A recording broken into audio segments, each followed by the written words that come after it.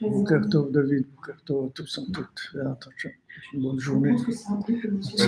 Bracha ve'atzlacha. Bonne journée. On fait Shiur Leilu Nishmat Eli Arizetun Ben Yehoshua et de la famille Attar et des 11 qui ont été assassinés à New York.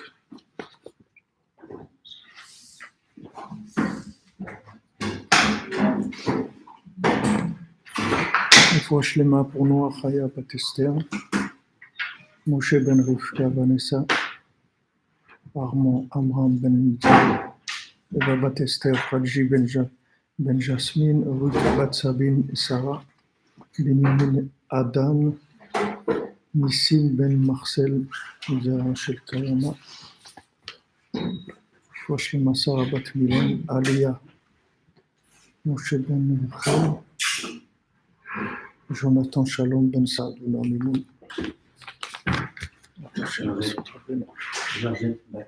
Georgette Bat. Arthur. Attention.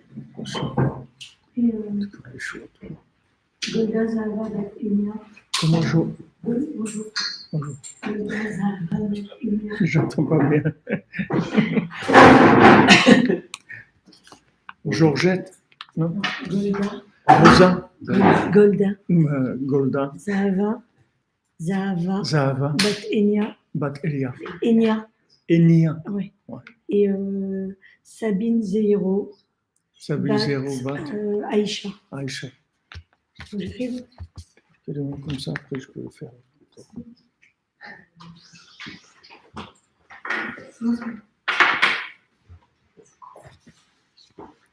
Alors bon, Hachem, aujourd'hui c'est un jour férié, c'est-à-dire il y a moins d'ondes de consommation. Hein? De consommation. Ouais, il y a moins les gens sont moins enferrés à la consommation. Alors comme on a vu dans notre texte sur la Torah 52, donc le but c'était d'inclure tout dans l'infini. Pour ça, il faut avoir un moment où on a la liberté de communication. Alors, Rabbeinu l'a dit,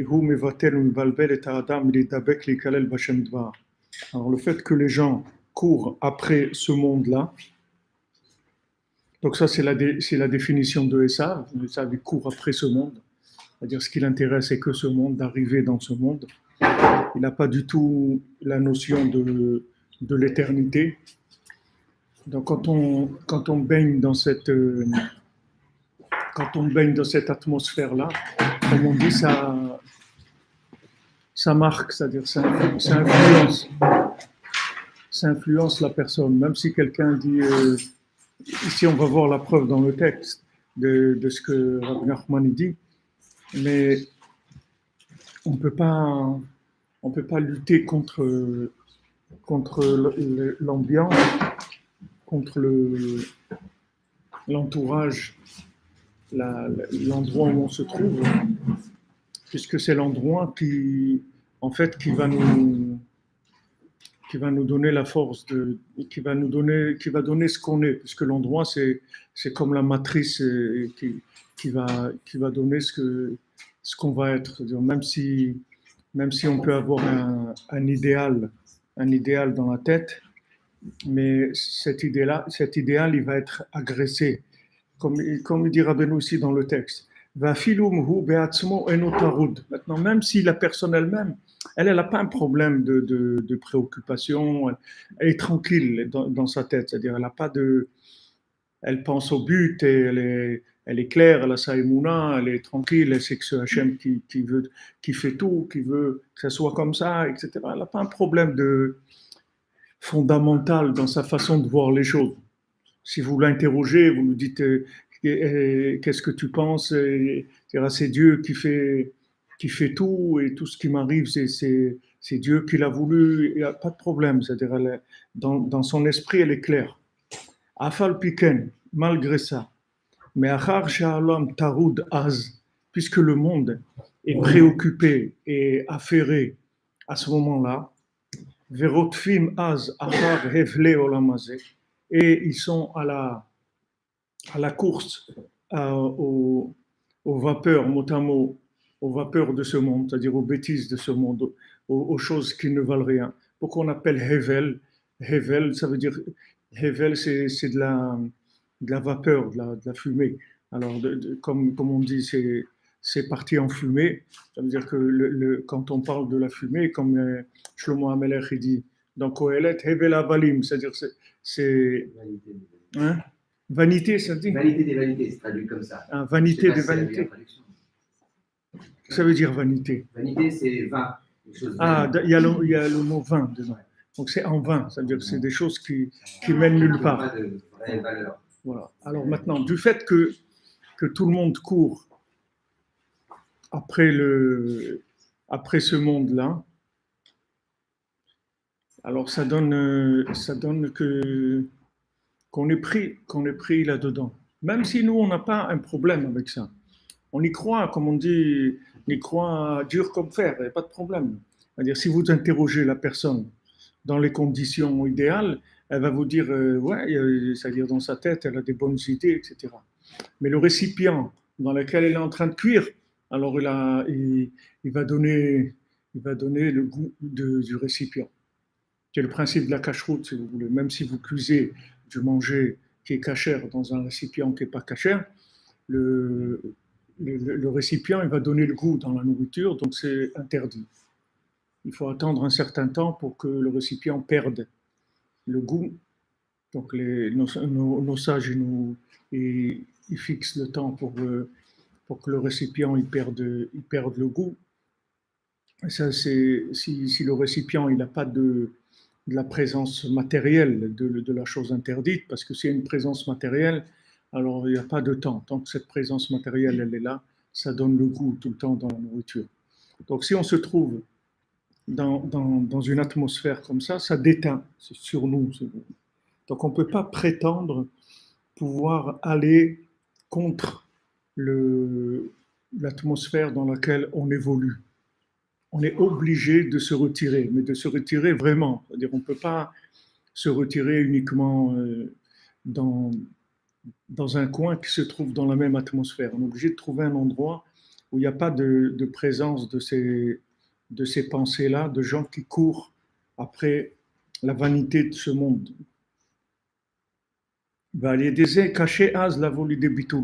C'est difficile d'arriver au bitoul, c'est-à-dire à la soumission, à l'inclusion dans Hachem.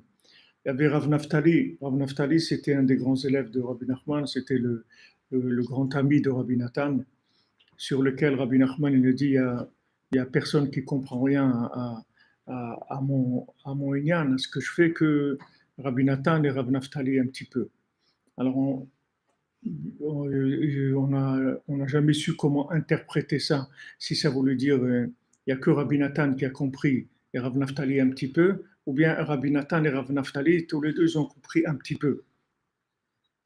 Mais en tout cas, Rav Naftali, c'était un homme qui était un homme de grand niveau, en Torah et dans la sensibilité à Rabbi Nachman, c'est-à-dire comment il a compris le message de Rabbi Nachman. Et une fois, il était en train de faire sa prière, la Hamida, et il y a il y a l'armée qui est rentrée pour prendre et chercher un petit jeune, comme je vous ai dit, il y avait cette xéra là, ce décret de prendre les jeunes de 16 ans à l'armée pour 25 ans de service militaire.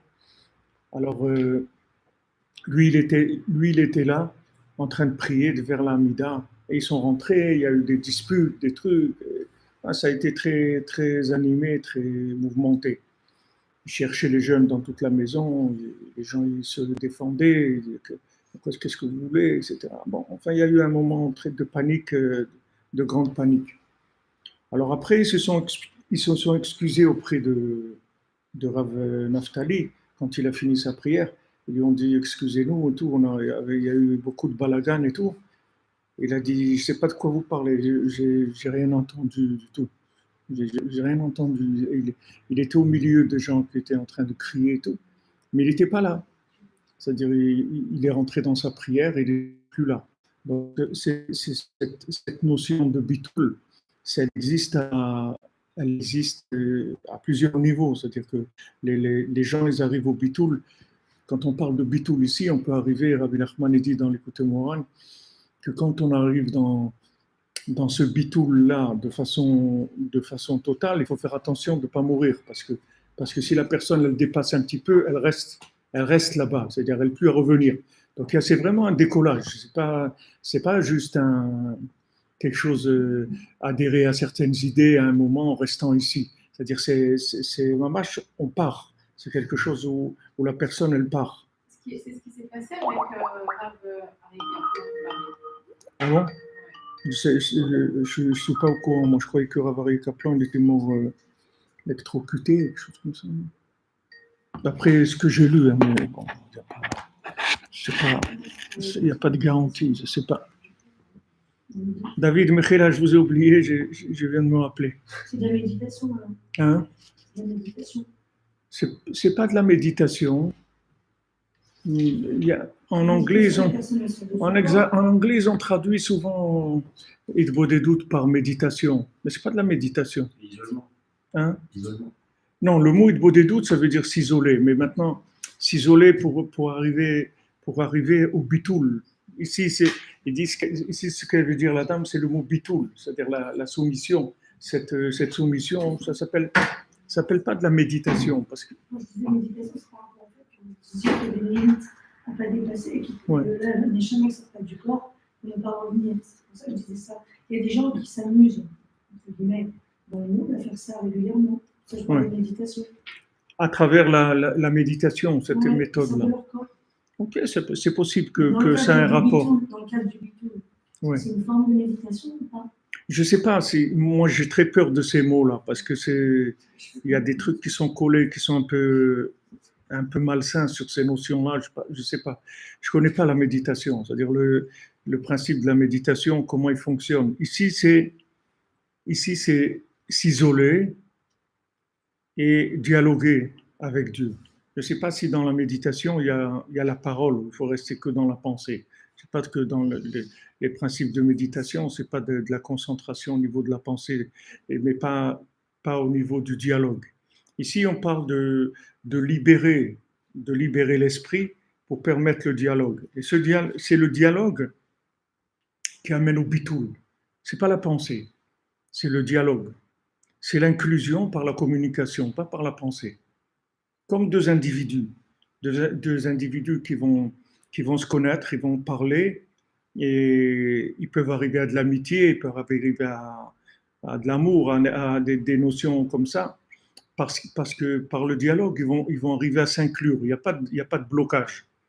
S'il y a un blocage, ça va, chacun il va reculer sur ses positions, il peut avoir un rapport qui est amical. On dit que on peut avoir des amis, comme on dit, il y a des amis, c'est-à-dire on a des amis comme ça et des amis comme ça. Il y a plusieurs niveaux d'amitié. En fait, quels sont les niveaux d'amitié? Les niveaux d'amitié se font par les pôles d'intérêt, si vous voulez. C'est-à-dire que plus il y a des pôles, des centres d'intérêt, moins l'amitié, elle va être, c'est-à-dire ça va gêner l'inclusion. Mais dans le couple, c'est la même chose, c'est le même principe. C'est-à-dire si un couple, ils sont mariés par intérêt, c'est-à-dire qu'ils ont un intérêt quelconque, il y a quelqu'un qui, je sais pas, qui en avait marre d'être seul ou qui en avait marre d'habiter chez ses parents ou qui n'avait pas de parnassa, ou je sais pas, il y a des raisons X pour lesquelles ils sont mariés. Ces raisons-là, ça crée des pôles de distraction, si vous voulez, des pôles de distraction ou des pôles d'attraction vers l'extérieur qui empêchent l'inclusion. C'est ce qui empêche l'inclusion. Quand je vous ai parlé du principe du zivouk, c'est-à-dire des niveaux de zivouk, il y a des gens qui trouvent pas leur conjoint parce qu'ils sont dans un ego qui dépasse la moyenne, donc ils ne peuvent pas du tout avoir de penser à s'inclure dans quelqu'un. C'est quelque chose qui ne peut même pas leur venir à l'esprit. Ils sont pleins d'eux-mêmes, donc il n'y a pas de place pour qui que ce soit. Et comme je vous l'ai dit, plus on attend et plus on se remplit de soi-même, même si on ne veut pas, parce qu'on ne peut pas rester en waiting list, on ne peut pas rester en liste d'attente. Il y a un moment où il faut vivre. Alors on comble le manque. On comble le manque. Comme quelqu'un m'avait dit une fois que quand quelqu'un, chas v'shalom, il lui manque un membre, un bras par exemple, alors le bras qui reste, il reçoit l'énergie du cerveau des deux bras. C'est-à-dire qu'à un moment, il est très fort, l'autre bras, parce que comme physiquement, il n'y a qu'un bras, mais dans la tête, il y a de l'énergie pour deux bras. Donc celui-là, il reçoit l'énergie de deux bras, donc il est un peu spécial, c'est-à-dire il n'est pas dans la norme. Alors ça, c'est la même chose. C'est-à-dire quelqu'un qui reste seul, en fait, normalement, c'est prévu qu'il partage sa vie avec quelqu'un, et comme il ne partage pas sa vie avec quelqu'un, alors il va partager avec lui-même. Donc il va se remplir de lui-même. Chaque jour, il se remplit de lui-même et il va de moins en moins supporter quelqu'un d'autre parce qu'il y a des blocages énormes qui viennent. Donc la communication, le dialogue, il est fait pour s'inclure. Mais il ne faut pas qu'il y ait des pôles d'intérêt au milieu. Ces pôles d'intérêt ici, on parle dans notre idbo des doutes personnels. C'est les pôles d'intérêt qui se trouvent dans le lieu dans lequel on évolue. Donc si on se trouve dans une salle de travail ou de jeu ou de trucs, n'importe quoi, où il y a beaucoup de mouvements, c'est difficile d'arriver au bitoul, même si dans notre tête on est clair, c'est difficile d'arriver à cette soumission-là. Mais ici, c'est pas quelque chose c'est-à-dire, c'est pas au niveau de la pensée, si vous voulez.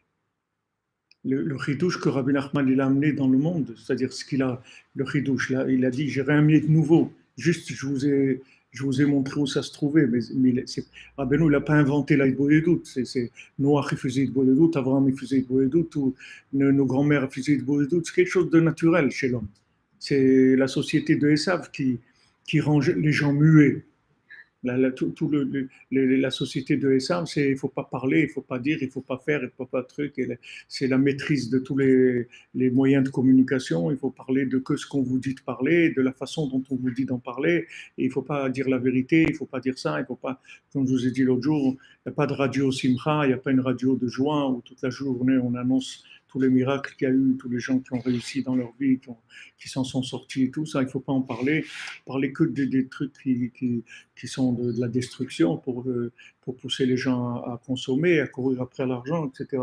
Donc Rabbeinu, ce qu'il a donné comme chidouche, si vous voulez, c'est l'inclusion par la parole, par la communication, par la parole, le dialogue. C'est pour ça qu'il emploie vraiment un mot que vous trouverez nulle part.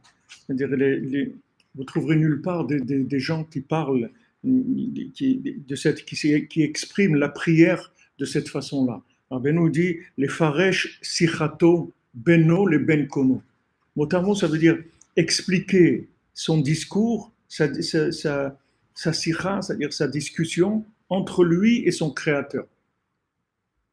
C'est-à-dire, c'est vraiment un dialogue, c'est-à-dire où on s'exprime, où on dit, voilà, ça, un truc, moi je veux ça parce que je pense que c'est comme ça, je peux pas rester là, je souffre trop, dans cette situation-là, je sens que ça m'étouffe et que si j'avais ça, alors je pourrais faire. C'est-à-dire, c'est vraiment un dialogue, c'est pas une demande qu'on a noté des trucs et qu'on dit, s'il te plaît, Dieu, voilà, donne-moi la santé à moi, à mon mari, à mes enfants, et trucs. C'est pas ça. C'est pas ça. On peut noter des points si on veut, mais il faut tous les jours, il faut amener du nouveau. C'est moi, je vous dis tous les jours, je vous lis le texte, vous allez vous sauver, si vous me trouvez tout seul. Il n'y a personne qui va. Il faut que ce soit nouveau, sinon on ne peut pas. Donc la prière, cette prière-là, c'est quelque chose, c'est un dialogue avec Hachem. Le chidouche, c'est que, si vous voulez, l'aspect entièrement nouveau que Rabbi Nachman il amène, c'est que ce qui est écrit dans la Torah, dans Bereshit, c'est Nafshi yatsa bedabero. Mon âme sort quand je parle. C'est-à-dire, en fait, quand je parle, mon âme, elle sort de moi. Parce que ma parole, c'est mon âme. Et si maintenant, il n'y a rien qui arrête, alors elle sort. Elle sort, elle va vers l'autre. Elle va vers Hachem, elle va. C'est-à-dire, elle sort, c'est mon âme qui sort. Donc, à un moment, je suppose, je ne peux pas vous dire parce que je n'ai pas vécu des expériences, comme je vous dis, de Rav Naftali, que maman, je ne veux pas être là du tout, du tout. Je ne sais pas ce que ça veut dire. Mais je vous avais raconté mon ami, mon maître, Rav Moyal, à la Vachalom, Abraham Ben Chaim Moyal, à la Vachalom. Il m'avait raconté qu'à Strasbourg, il y avait eu quelqu'un comme ça, qui avait une opération, qui devait l'ouvrir, et c'était un chazan, c'était un monsieur qui chantait. Il n'a pas voulu d'anesthésie. Il a fait l'ouverture, on lui a ouvert le corps, mamache, sans anesthésie. Il a dit, je vais chanter, et à un moment, quand je vais chanter, je vais vous faire signe. Quand je vous fais signe, vous pouvez couper, ouvrir, faire tout ce que vous avez à faire. Alors il a fait comme ça, il a commencé à chanter, et à un moment, il leur a fait signe, ils ont ouvert un truc, ils ont cousu, fait tout ce qu'ils avaient à faire. Il n'a rien senti, il n'était pas là. Il n'était pas là. Vous pouvez sentir. C'est une maîtrise énorme C'est le bitou, c'est ce qu'on parle ici, par le chant. C'est le bitou par le chant. En fait, derrière ce dialogue-là, il y a le chant, puisqu'on a dit hier que c'est-à-dire je me souviens de mon chant, c'est-à-dire ma lettre, c'est-à-dire la lettre de mon âme, en fait, elle a un chant aussi. Dans le Torah, chaque lettre, elle a une forme, elle a des voyelles, elle a des couronnes dessus, elle a aussi une note de musique. C'est-à-dire une lettre, elle a quatre dimensions. Elle n'est pas qu'une lettre. Une lettre sans voyelle, elle est imprononçable. En français, c'est pas comme ça. Vous avez des lettres, c'est que des voyelles. Le A, par exemple, c'est une voyelle. Mais en hébreu, le A, c'est pas une lettre. En français, vous voyez ce que c'est déjà les langues comme ça. C'est déjà des langues qui rendent fou parce que c'est une lettre qui. Oui, parce que il vous dit que le A, c'est une lettre, mais c'est pas une lettre le A. Le O, c'est pas une lettre. Le I, c'est pas une lettre. C'est des voyelles. C'est pas normalement ces lettres-là, elles sont conçues pour aider les autres lettres à se prononcer. Mais c'est pas des lettres. Ce sont des voyelles. Donc, ce sont des langages, d'abord, énormément, très limités, et qu'aussi faussés, parce que quand tu en prends une voyelle pour une lettre, il y a quelque part une tromperie, c'est pas vrai. La voyelle, en elle-même, elle n'est que le fait d'aider une lettre à être prononcée. Et la lettre elle-même, elle est muette. C'est-à-dire, vous pouvez dire aucune lettre en hébreu. Quelle lettre vous pouvez dire comme ça? Vous ne pouvez pas. Vous dites le nom de la lettre, vous allez dire Aleph, mais vous ne pouvez pas prononcer le Aleph. Il faut lui mettre une voyelle pour le prononcer. Donc c'est une autre façon complètement de dialoguer, c'est-à-dire c'est un autre niveau complètement dans la communication. C'est autre chose. C'est complètement autre chose. Mais en tout cas, vous voyez que entre les individus, c'est le même principe. C'est-à-dire que en fait, quand vous parlez avec quelqu'un, vous échangez avec lui. Quand on dit échanger, c'est-à-dire vous allez échanger avec la personne, mais c'est pas des idées que vous allez échanger. C'est-à-dire vous allez devenir l'autre, et l'autre il va devenir vous. C'est pour ça qu'il faut faire attention avec qui on parle. Rabbi Nachman il met en garde sur ça. Rabbi Nachman, il y avait des élèves qu'il avait à Ouman, on appelle les aristocrates de Ouman. Les aristocrates d'Ouman. C'était les grands philosophes qu'il y avait à Ouman qui étaient reconnus par le tsar. Ils étaient trois. Il y avait Hirschberg, il y avait Landau, il y avait Wiesel. C'est ces trois qui étaient les plus grands. C'est-à-dire, Hirschberg, c'était le plus grand philosophe qu'il y avait dans le monde. C'est-à-dire, c'était un homme qui était reconnu en philosophie comme étant le plus grand qu'il y avait dans le monde. C'est Hirschberg. Et il avait un sabre en or du tsar qui lui avait offert pour, on dit le prix Nobel de ça, le prix de ça, prix Goncourt, ou je sais pas. Il lui avait offert pour sa chokhma dans la philosophie. Mais c'était des gens extrêmement dangereux. D'ailleurs, par rapport à ce qu'on est en train de dire, ils avaient fait un pacte en eux de jamais prononcer le nom de Dieu. Ils avaient fait un pacte en eux. Parce qu'ils savaient que prononcer le nom de Dieu, ça veut dire exister en Dieu. Et ils ne voulaient pas exister en Dieu. Donc ils ne prononçaient pas le nom de Dieu. Ils avaient fait un pacte entre eux comme ça, qu'on ne dit jamais le nom de Dieu. Parce que s'ils disaient Dieu, ça y est, il s'inclut dans le nom de Dieu et donc il fait exister Dieu dans le monde aussi. Donc ils ne voulaient pas ça. Alors il y a toute une histoire, comment Rabbeinu c'est-à-dire à Ouman, il faut que vous sachiez qu'Ouman, pourquoi on va à Ouman, en fait, pourquoi Rabbeinu l'a choisi Ouman. Bon, il y a Ouman, comme m'a dit une dame, là, j'ai oublié son nom, elle m'excuse, celle qui m'a dit ça.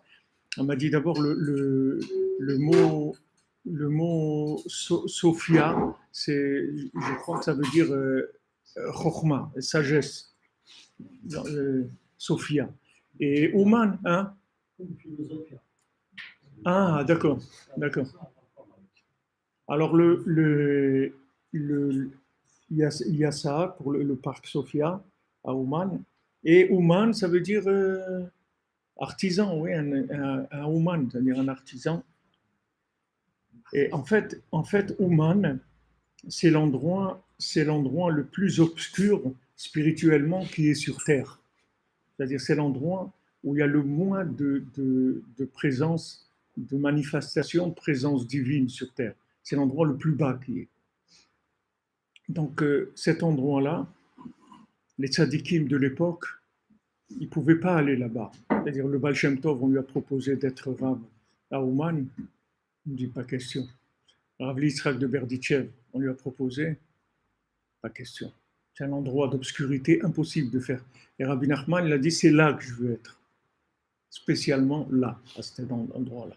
Parce qu'il savait qu'en étant là, il pourrait attirer les gens qui sont les plus dans l'obscurité sur Terre. C'est-à-dire, il n'y a personne qui peut dire, moi, je peux pas, je suis irréparable. Il ne peut pas dire ça. Pourquoi? Parce que Ouman, c'est pire que lui. Il n'y a pas pire que ça. Il n'y a pas plus bas que ça. Donc, n'importe où il est descendu, s'il vient à Ouman, on le répare. Parce que Rabbi Nachman, il s'est mis dans l'endroit le plus obscur qui est, qu'il n'y a personne qui est aussi obscur que ça. Alors, tous ces tzadikim ne pouvaient pas vivre à Ouman. Alors, Rabbi Nachman, il a choisi de s'installer à Ouman, pas longtemps, puisque c'est même pas 6 mois, peut-être 6 mois de Iyar à Tishri. Et quand il est arrivé à Ouman, ces gens-là, c'était eux, ces aristocrates, c'était eux les patrons de la ville. C'est-à-dire, il n'y a personne qui venait en ville s'il ne laissait pas s'installer. Donc, ils ont entendu qu'il y a un nouveau Rav qui veut s'installer, donc il dit, on va voir un peu qu'est-ce qu'il vaut. Et, comme on dit, on va se moquer de lui, on va le faire tomber, et comme ça, il va partir, quoi. Alors le vendredi soir, comme le vendredi soir, le Rabbi Nachman il recevait les chassidim, tout ça, faisait le tish, c'est-à-dire la table du Rab, et les chassidim venaient, donc ils ont dit à l'un d'entre eux, va voir ce qu'il y a, on va pas se déranger, va voir s'il y a quelque chose, tu nous appelles. Alors il y en a un qui a été, quand il est rentré, alors Rabbi Nachman lui a dit, tu veux quoi? Monsieur le veut quoi? Il a dit, je suis venu voir un grand homme. Alors il y avait un général de l'armée russe qui était venu, qui habitait juste en face. Alors il lui a dit, si tu veux un grand homme, il y a en face, je ne vois pas ce que tu es venu faire ici. Alors déjà, c'était une claque pour lui, parce que c'est pas des gens, on ne pouvait pas leur parler comme ça, c'est des aristocrates, des gens c'était une claque pour lui, mais il a compris que le fait que Rabbeinu lui a mis une claque, ça veut dire qu'il y a quelque chose qui n'est pas comme tout le monde. C'est-à-dire, alors il est rentré, il leur a dit, écoutez, ça n'a pas été agréable, mais il y a quelque chose là, et je sens qu'il y a quelque chose. Donc ils ont tous été, tous les trois. Et quand ils sont rentrés, Rabbeinu, il a changé l'enseignement dans lequel il était. Il a commencé à dire des calculs, des calculs mathématiques très très poussés, dans lesquels il n'y a personne qui comprenait, il n'y a que eux qui pouvaient comprendre ça. Donc ils ont compris que c'était pour eux. Et après, quand ils sont revenus la deuxième fois, eux, ils avaient une question en philosophie que leur maître à eux avait cette question-là, et il leur a dit, voilà, cette question, je n'ai jamais trouvé la réponse. Donc eux non plus, ils n'ont pas trouvé la réponse. Et la deuxième fois qu'ils sont venus chez Rabbi Nachman, sans qu'il parle, Rabbi Nachman, il leur a dit la question et il leur a dit la réponse tout de suite. Comme ça. Donc ils ont vu quelque chose de très grand. La troisième fois qu'ils sont venus, ils avaient un livre de philosophie écrit en grec qui était il y en a un qui avait ce livre-là de philosophie écrit en grec. Alors quand ils sont rentrés, Rabbi Nachman il a dit, c'est quoi ce livre? Alors il a dit, non, maître, c'est pas pour vous, ça c'est. Alors Rabbi Nachman il a dit, ouvre le livre. Alors il a ouvert et Rabbi Nachman il a commencé à lui dire par cœur en grec ce qu'il y avait écrit dans le livre. Alors quand il y a eu ça, ils sont pliés complètement. Ils sont devenus des amoureux de Rabbi Nachman. C'est-à-dire, ils sont devenus amoureux de lui, Mamash. C'est-à-dire qu'ils sont. C'est-à-dire, celui Hirschberg, il est décédé, je ne sais pas si à Londres ou à New York, mais son fils, il a écrit à Rav Nachman Tulchiner, qui était le Talmid, l'élève de Rabbi Nathan, donc bien longtemps après.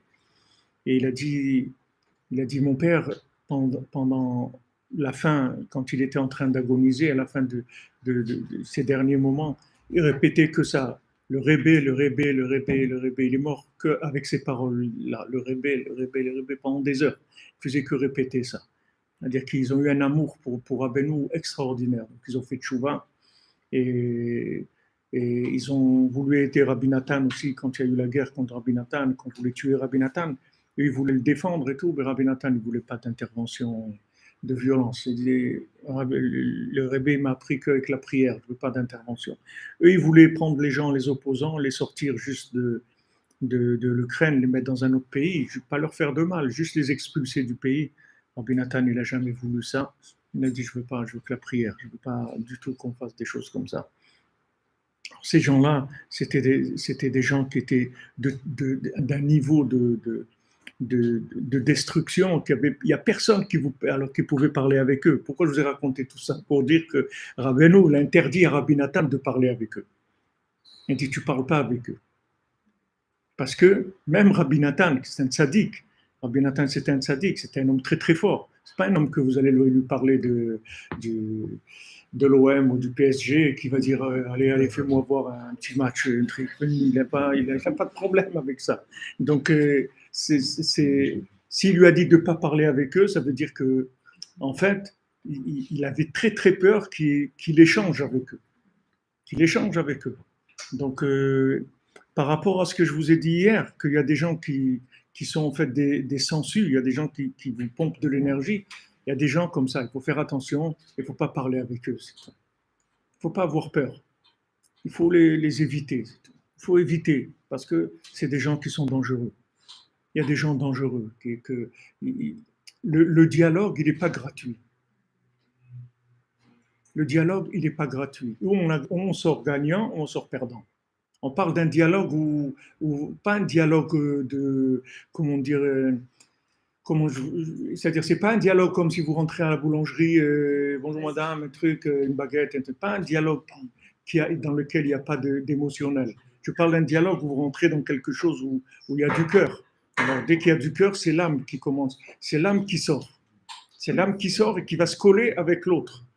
Donc c'est dangereux, c'est très dangereux. Très très dangereux. D'un côté, c'est extraordinaire, parce que vous pouvez prendre des forces extraordinaires si vous parlez avec des gens qui vont vous inspirer. Alors ils peuvent vous transmettre de l'énergie en discutant sans avoir besoin de comprendre quoi que ce soit. C'est-à-dire que par inclusion, par le dialogue, vous pourrez arriver à des choses extraordinaires. C'est la méthode qui donne ici Rabbi Nachman. C'est cette méthode qui nous donne. C'est-à-dire l'inclusion par le dialogue. Ici, il parle d'Hachem, mais c'est pour tout le monde comme ça. Alors, quand je vous disais tout à l'heure, le mariage, c'est ça. C'est-à-dire que des fois, la personne, en fait, elle ne peut pas dialoguer parce qu'elle ne peut pas sortir d'elle-même, de son ego. Donc, elle est enfermée. Et quand elle parle, comme on dit, c'est des discussions expédier les affaires courantes, c'est tout. Il n'y a rien. C'est-à-dire, elle ne veut pas prendre de risque de parler. Vous allez voir des gens, ils vont fuir. Ils ne veulent pas prendre le risque de parler parce qu'ils savent que s'ils parlent, ils vont se lier et ils ne veulent pas se lier. Alors ils ne vont pas parler, c'est tout. Et il y a des gens qui sont mariés et ils ne parlent pas. Et ça fait 20 ans qu'ils sont mariés et ils ne parlent pas. Pourquoi ils ne parlent pas? Parce qu'ils ne veulent pas se marier. Non, il s'est déjà marié, ça suffit déjà. Vous comprenez? Déjà, il y a une vie, comme on dit, maritale, ça suffit déjà. Je ne vais pas lui donner mon âme aussi. Je vais donner mon portefeuille, je vais donner ma maison, je vais donner les trucs, je ne vais pas lui donner mon âme aussi. Il ne veut pas donner. Il ne veut pas se donner. Il sait que s'il parle, ça y est, il va se donner. C'est fini. Alors des fois ça s'ouvre des fois dans la vie avec des causes extérieures où la personne elle est affaiblie par des fois de la maladie, shalom, ou un proche qui est décédé ou n'importe quoi. Des moments où la personne elle est affaiblie et elle peut communiquer à ce moment-là. Et des fois ça ouvre un petit peu. Ça ouvre un petit peu l'inclusion. Mais ne vous faites pas de soucis, la plupart des couples, ils n'arrivent pas à ça. Il y a toujours un blocage quelque part. Il y a une peur, il y a un blocage. C'est le même qui empêche de se marier. C'est le même blocage, juste il est un peu plus fort, c'est tout. Mais c'est le même principe, c'est-à-dire il y a un blocage, une peur, un centre d'intérêt que la personne elle peut pas lâcher. Elle peut pas lâcher ça parce qu'elle est accrochée à ça et si elle lâche ça, elle a l'impression qu'elle va mourir. Elle va pas arriver. Une fois j'étais au Canada, une fois il y a une trentaine d'années à Toronto et bon, j'avais connu quelqu'un qui était un commerçant et était loin du judaïsme, commençait à peine à s'approcher, etc. Moi, j'avais été en mission parce avec le Rav Besançon chéri, on devait faire un mikvé dans notre communauté Breslev avec Slévin. Donc, j'avais été avec un ami pour récolter des fonds. Alors, quand je parlais avec ce monsieur-là, je me suis trouvé avec lui, quelqu'un qui me l'a présenté. Alors, on parlait et bon, après, il m'a dit, alors, je vais vous aider, etc. Et il m'avait fait un chèque de, je crois, $5,000 à l'époque. Et après, il m'a dit, sache que quand je t'ai fait ce chèque de $5,000, je croyais que j'allais mourir. Il m'a dit, jamais de ma vie, j'ai donné la tzedaka. Il m'a dit, si je croyais que j'allais mourir. Il m'a dit, je l'ai fait, je croyais que vraiment j'allais mourir. Alors après, on avait une discussion et il me disait, ouais, mais en fait, toi, tu viens parce qu'il y a un intérêt. Tu as un intérêt parce que tu cherches, mais moi et tout, moi, je t'intéresse pas. C'est pas moi moi, je t'intéresse pas, en fait. Toi, tu as un but, tu as besoin d'argent pour ton truc, ton projet. Mais moi, personnellement, je t'intéresse pas. Je lui dis, c'est pas vrai, regarde. Si tu me signes un papier et que tu deviens chômeur Shabbat, je te rends le chèque, je le déchire tout de suite. Tu veux, on fait ça? Je te rends ton chèque. Si tu me signes un papier et que tu deviens chômeur Shabbat. Il m'a dit non, ça va. Il ne me dit pas que je ne suis pas intéressé. Il ne me dit pas ça. Donc, un Shabbat à toi, ça vaut plus que $5,000 toutes les rangs. Prends-les. Vous voyez, la personne, elle a vécu, il était mamache malade. Il était malade. Il n'était pas marié, bien sûr. Il était riche, pas marié, mais complètement fermé. C'est-à-dire, complètement fermé. C'est-à-dire, alors imaginez-vous ce monsieur-là, j'espère pour lui, j'ai perdu le contact avec lui, j'espère qu'il s'est marié, mais imaginez-vous cette personne-là, si elle se marie, comment elle va vivre? Mais c'est invivable, parce qu'il a peur, il a peur. Il a peur que l'autre, il lui prenne sa vie, c'est tout. Il va lui prendre son jouet, il va lui prendre son truc, quand il voit les petits-enfants, et quand il y a un autre enfant qui rentre, il prend tous ces trucs, il les met dans un coin, ça y est, c'est un agresseur, il va me prendre mon nounours, ma voiture, mes trucs et tout, il le regarde comme ça, c'est très dur à vivre. Alors quelqu'un qui a grandi comme ça, qui est arrivé à un certain âge, où il s'est construit un palais fictif comme ça, mais c'est son palais, c'est-à-dire n'importe qui va rentrer, c'est un étranger qui rentre, il va le déranger. Donc, ne vous faites pas de soucis. Ceux qui arrivent au 4e niveau de Zivoug, qui est l'inclusion totale de l'un dans l'autre, sans mamache, aucune crainte, aucune arrière-pensée, que tu le prennes toi, ou je le prenne moi, ou je le mange moi, ou que tu le manges toi, c'est la même chose, il n'y a aucune différence. Il n'y a plus ces trucs-là. C'est-à-dire, on n'est plus sur c'est un très grand niveau de Zivoug, c'est le 4e niveau de Zivoug, où on s'inclut un match l'un dans l'autre. Mais la méthode, c'est celle-là. La méthode, si vous voulez arriver à ça, c'est de parler. Il n'y a pas d'autre méthode.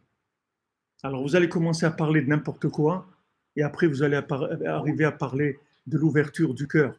Dans le niveau de l'ouverture du cœur, il va se passer un échange. Mais ce n'est pas un échange d'idées, c'est un échange d'âme. En fait, c'est une fusion d'âme. Comme avec Hachem, la même chose. Ce qu'on parle ici, c'est avec Hachem, mais avec les individus, c'est la même chose. Il y a des gens, ils ont des enfants, ils n'ont jamais parlé avec eux. Ils n'ont jamais parlé avec eux. Ils ont eu des enfants. Les enfants, ils ont grandi.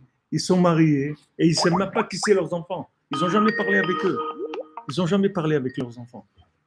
Discussion du cœur, il n'y a jamais eu. L'enfant, il est dans son monde et il vient, il joue le rôle d'enfant par rapport à ce que ses parents ils attendent de lui, mais c'est tout. Mais lui, s'exprimer, il a des copains, des copines ou des trucs avec qui il va mamache avoir des discussions de l'intérieur. Il va dire tout ce qu'il avait à dire. Ma mère, elle est à Shalom, toujours elle m'attendait le soir, quand j'avais 15 ans, et je sortais, je rentrais à 3h du matin, truc. Maman, elle était là. Ah, mon fils, comment ça va? Ça va, un truc.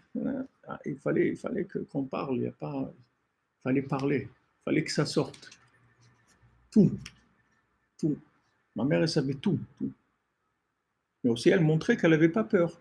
Elle était prête à entendre n'importe quoi, ça ne lui faisait pas peur du tout. Pas du tout. Son amour, il était au-dessus de tout ce que je pouvais faire comme folie et tout. Il ne dérangeait pas du tout. Le principal, c'est qu'on parle. C'est comme ça qu'ils nous ont attrapés. C'est ça qu'ils nous ont tenus. Ils nous ont tenus comme ça. Parce que le lien qu'on a créé avec eux, il était plus grand que n'importe qui. Parce que n'importe qui, sauf c'est pas notre maman. Peut se passer, on ne peut pas savoir. Il peut y avoir des intérêts, des trucs, bon, comme on dit, des trucs de jeunesse, et ça va passer, etc. Mais la maman, c'est très très fort. Mais ça, c'est un travail énorme. Et une maman attendre son enfant, et quand il y a plusieurs enfants, c'est pas le même dialogue avec chacun. Attendre pour qu'il y ait une ouverture de cœur, parler. Mais sachez que si vous arrivez à ce dialogue-là, l'enfant, il est protégé toute sa vie. Toute sa vie, il est protégé. Parce que ça y est, il est inclus. Il est inclus dans la maman. C'est fini, il n'y a personne qui va l'attraper. Personne qui va l'attraper de bêtises de ce monde, de la folie de ce monde, parce qu'il est complètement attaché à ces énergies-là, avec cet amour et tout ce que la émouna, tout ce que la maman elle peut donner à l'enfant. Il y a un lien qui se fait à un niveau très fort. Alors, si maintenant on veut arriver à ça, alors il dit ici, Rabbi Nachman, il faut faire attention que l'endroit dans lequel on va évoluer, il peut y avoir des choses qui dérangent ce bitoul-là. Donc il peut y avoir dans notre vie des présences qui sont des présences qui faussent la communication, qui empêchent la communication. Il y a des fois des gens qui s'introduisent dans notre vie. Des fois, ils ne sont pas introduits, ils sont là, c'est de la famille, des proches, des fois c'est des parents, des fois c'est des beaux-parents, des fois c'est des beaux-frères, des belles-sœurs, des cousins, des gens du travail, n'importe quoi, qui s'introduisent dans notre vie et qui créent des ondes qui empêchent, c'est-à-dire qui créent des pôles de distraction ou des pôles d'abstraction vers autre chose qui empêchent l'inclusion. Mais si les individus parlaient en étant sincères et honnêtes, alors ils s'incluraient les uns dans les autres.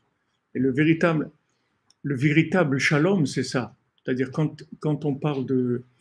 Vous voyez c'est, la Torah, elle rapporte ça pour Yosef. Lo yochlu le dabro le shalom. C'est-à-dire que ses frères, ils parlaient avec lui. Les frères de Yosef, ils n'étaient pas fâchés qu'ils ne parlaient pas du tout. Ils parlaient. Seulement, il y avait aucune ouverture de cœur, surtout pas ouvrir le cœur pour s'inclure en lui. Surtout pas. Discussion extérieure, c'est-à-dire on parle de choses extérieures, s'il y a des choses à régler à la maison, s'il y a des factures à payer, s'il y a des problèmes là, les problèmes celui-là à l'école ou que des trucs extérieurs, mais d'arriver à une discussion profonde dans laquelle on prend des risques parce qu'on sait qu'on va s'inclure dans l'autre et il va y avoir automatiquement un échange à un niveau très profond, parce que quand on s'est inclus. Ça y est, c'est-à-dire qu'on s'est inclus dans l'autre et l'autre s'est inclus en nous. C'est-à-dire qu'on a donné une partie de nous-mêmes. Il faut avoir une garantie qu'on est gagnant. C'est-à-dire qu'il faut être tranquille de savoir qu'on est gagnant dans l'affaire. Parce que si on est perdant, alors on n'a pas envie. Alors les gens, ils sont méfiants, ils ont peur. Alors ils s'arrêtent. En général, la plupart des couples, le top, le top en général des couples dans le monde, c'est le voisinage amical. C'est le top en général dans les couples. Mais ce n'est pas ce que je vous dis là. C'est-à-dire de rentrer là-dedans, c'est-à-dire qu'à un moment, la personne, elle se lâche complètement. C'est-à-dire, ça y est, elle n'est plus elle-même. Elle n'est plus elle-même. C'est comme un jumelage. Elle n'est plus elle-même, la personne. Elle est plus ce qu'elle était. Elle va être mieux, mais ça, je ne peux pas le savoir avant. Donc les gens ils préfèrent, comme on dit, c'est mieux vieux, tu tiens que Dieu te l'aura. Hein? Ils ont peur de ça. Si on n'arrive pas à ça déjà dans notre vie humaine, le chemin avec Hachem, il est beaucoup plus long que ça. Beaucoup plus long. Parce que se lâcher complètement avec Hachem, c'est un niveau qui est beaucoup plus élevé qu'au niveau humain. Parce qu'on ne sait vraiment pas du tout où on va. Vraiment pas du tout. Vraiment aucune idée. Regardez Moshe Rabbeinu, comment il résiste. Comment il résiste à Hachem, tu vas aller sortir le peuple d'Égypte. Je ne veux pas un truc, et pourquoi, et quel truc. Regarde, moi j'ai un problème. Je bégaye, tout ça. D'ailleurs, c'est dans le même... C'est exactement ce qu'on est en train de dire. Parce que ce qu'il a dit, mon cher Rabbeinu, je bégaye, c'est ça qu'il voulait dire. C'est-à-dire que je n'ai pas la force de m'inclure en toi par ma parole, et donc je ne vais pas arriver à les faire sortir. Je ne vais pas arriver à les faire sortir. Et il n'avait pas confiance en lui qu'il était capable de s'inclure assez dans Hachem pour pouvoir faire sortir le peuple d'Égypte et l'amener en Eretz Israël. Hachem lui a dit, malgré ça, tu vas le faire. Tu vas le faire. Et Hachem, il l'a obligé à le faire. Mais le fait que Hachem, il l'a obligé à le faire, ça fait que ça n'a pas réussi. Alors que s'il avait fait bitoul total, il a dit, d'accord, j'y vais, super, je suis d'accord, truc et tout, il aurait fait ce bitoul-là, on serait rentré en Eretz Israël. Parce qu'avec ce bitoul-là, en fait, il nous aurait inclus en lui complètement. Et à ce moment-là, on n'aurait plus de libre arbitre par rapport à des choses qui allaient nous détourner de notre but. Plus rien nous aurait détourné. Mais comme lui, il n'avait pas confiance en lui, c'était ça le problème. Moshe Rabbeinu, il explique Rabbi Nathan. Bien sûr, on parle à un niveau très élevé, c'est pas un niveau, au niveau où de sa mission, il n'avait pas confiance en lui qu'il était capable de. D'ailleurs, il avait peur déjà, par exemple, d'Aaron, qu'Aaron il était plus âgé que lui, il avait peur qu'il soit jaloux, qu'il dise, mais comment, moi je suis le plus grand frère, et c'est pas moi qui suis chargé de mission, c'est toi, le petit frère, on t'a choisi à toi, et c'est pas moi. Alors Hachem, il lui a dit, tiens, regarde, voilà, Aaron, il vient à ta rencontre, regarde comment il est joyeux et tout. Ben, Aaron, il n'avait aucun problème avec lui. Il a dit, je suis très heureux pour toi. Et tout. Il n'avait pas du tout cette pensée-là, pourquoi lui et pas moi, et il n'était pas du tout dans cette. Regardez de quoi il avait peur, mon cher Rabbeinu. Donc vous voyez que c'était pas évident comme mission à faire pour lui. Donc il a refusé plusieurs fois, jusqu'à qu'Hachem il l'a obligé à le faire. Mais le fait que maintenant il a obligé à le faire, comme on dit, à contre-cœur, même qu'il a accepté et tout, mais il ne se sentait pas capable de faire cette chose-là. Donc ça fait qu'il y a eu toutes les difficultés qu'il y a eu et qu'on n'est pas rentré en Eretz Israël, en fin de compte. C'est pour ça qu'Hachem il l'a fait descendre de la 50e porte à Moshe Rabbeinu. Parce que Moshe Rabbeinu n'était pas capable de s'inclure jusqu'au niveau de la 50e porte. La preuve, c'est qu'il n'est pas arrivé à nous faire rentrer. Vous comprenez ce que je veux dire? Ou c'est un petit peu compliqué? C'est-à-dire que la 50e porte, c'est un niveau qui répare tout, d'accord? Rabbi Nachman, Moach Nun, le cerveau de la 50e porte, ça répare tout. Il n'y a personne qui peut dire, moi je ne peux pas. Ça n'existe pas. Rabbi Nachman, il répare tout le monde. Tout le monde, même si quelqu'un c'est une pierre, on dit il a un cœur de pierre, il répare. Il n'y a personne. Pourquoi? Parce que c'est la 50e porte. La 50e porte, ça répare tout. C'est-à-dire c'est l'inclusion dans l'infini. N'importe comment que tu sois, ça n'a aucune importance. Ça prend le moindre point positif qu'il y a dans l'individu, suffit pour l'inclure entièrement dans l'infini. Mais Moshe Rabbeinu n'avait pas ça. Moshe Rabbeinu, il ne maîtrisait pas la 50e porte. Parce que s'il avait maîtrisé la 50e porte, le Erev Rav, c'est-à-dire ceux qui sont sortis avec nous d'Égypte, les intellectuels d'Égypte, ils ne nous auraient pas fait tomber dans le veau d'or. C'est eux qui nous ont fait tomber. Pourquoi? Parce qu'il n'est pas arrivé à les inclure. Et comme il n'est pas arrivé à les inclure, ils sont devenus des opposants. C'est eux qui nous ont fait tomber. Et c'est à cause d'eux qu'on n'est pas rentré en Eretz Israël. À chaque fois que le peuple il râle, ils ne sont pas contents, etc., c'est eux qui faisaient ça. C'était des manifestants de gauche qui venaient, des gauchistes qui venaient et qui commençaient à dire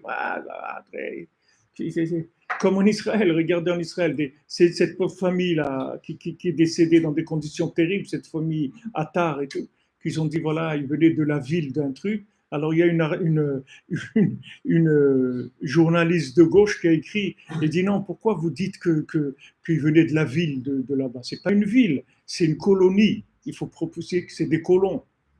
Comment quelqu'un, une famille brûlée comme ça avec 6 enfants, comment quelqu'un il peut dire des parce que c'est des gens qui n'arrivent pas à s'inclure. Alors ça devient des opposants. Quand quelqu'un, vous n'êtes pas arrivé à l'inclure, alors ça devient des opposants. Pourquoi maintenant les gens, ils arrivent, vous voyez des gens que Chas v'Shalom, quand ils divorcent, ils se haïssent, alors que c'est des gens qui s'aimaient. Pourquoi ils se haïssent? Parce qu'ils ont échoué. C'est pour ça qu'ils se haïssent. Comme il y a eu un échec à s'inclure, alors ça devient de l'exclusion à fond, parce qu'il n'y a pas eu, on n'est pas arrivé à s'inclure. Donc cette méthode-là, elle amène à toutes les réparations de tout, seulement il faut de la patience. Il faut beaucoup de patience. Il faut parler et répéter et reparler et reparler et reparler, jusqu'à que on arrive à atténuer complètement toutes les méfiances, toutes les oppositions, tout. Complètement, on va les atténuer. Chacun a des choses auxquelles il tient dans sa vie, il a peur de les perdre, etc. Alors il s'accroche sur ces choses-là. Ces choses-là, elles empêchent l'inclusion dans le couple de l'un dans l'autre. Donc il faut doucement, comme on dit, amadouer la personne, doucement, jusqu'à qu'on arrive à progresser dans cette inclusion. Mais le shalom bayit, le mariage, le shalom bayit, l'éducation des enfants, tout dépend de ça, c'est-à-dire de ce niveau de communication. Plus ce niveau de communication il est fort et on s'inclut, plus c'est une réussite dans tous les domaines. Même la parnassa, tout dépend en fait de ça. Alors regardez, mon cher Rabbeinu, il n'est pas arrivé à son niveau. C'est-à-dire, il n'est pas arrivé à croire qu'il est l'homme de la situation. Il n'avait pas arrivé. Il dit, mais pourquoi moi? Je ne vois pas ce que j'ai. Je ne vois pas ce que j'ai de spécial. Alors nous tous, c'est notre problème à tous. Pourquoi moi? Pourquoi moi? Mais est-ce que moi je suis capable de quelque chose comme ça? Mais oui, tu es capable. Je suis capable. Alors maintenant, quand la personne, elle ne croit pas en elle, donc maintenant, quand on communique pas full, il ne peut pas, comme on dit, full mind. Il peut pas communier en full parce que comme il n'a pas confiance en lui, donc il garde des trucs dans ses poches parce qu'on ne sait jamais ce qui peut se passer. On ne sait jamais ce qui peut se passer. Les gens qui sont les extrémistes, si vous voulez, tous les gens qui sont extrémistes dans leur façon de vivre leurs idéologies, c'est que des gens qui ont peur. Les gens qui ont pas peur, ils ne sont pas extrémistes du tout. Les gens qui sont sûrs d'eux, ils ont peur de personne. Parce qu'il n'y a personne qui peut rentrer dans leur truc. Ils sont tranquilles. Ils n'ont pas du tout peur que quelqu'un d'autre risque de les tirer vers autre chose. Ils n'ont pas ce problème-là. Parce qu'ils ont confiance en eux et ils sont inclus dans leur idéologie complètement. Ils n'ont pas de problème. Mais celui qui a pas confiance en lui, donc il ne vit pas en fait complètement son idéal parce qu'il n'a pas confiance en lui. Donc comme il n'a pas confiance en lui, comment vous voulez maintenant qu'il s'inclue dans quelqu'un d'autre? Dans lui-même, il ne s'est pas inclus. Comment vous voulez qu'il s'inclue dans quelqu'un d'autre? Lui-même, il n'est pas full avec lui-même. Il n'est pas entier. Il joue, il y a une partie de lui-même qui joue parce que c'est pas lui. Il ne peut pas dire non parce qu'il a peur. S'il dit non, on ne va plus l'aimer, on ne va plus le truc parce que c'est un rapport d'intérêt, donc il a très très peur. Il fait attention. Il joue, il y a une partie qui joue.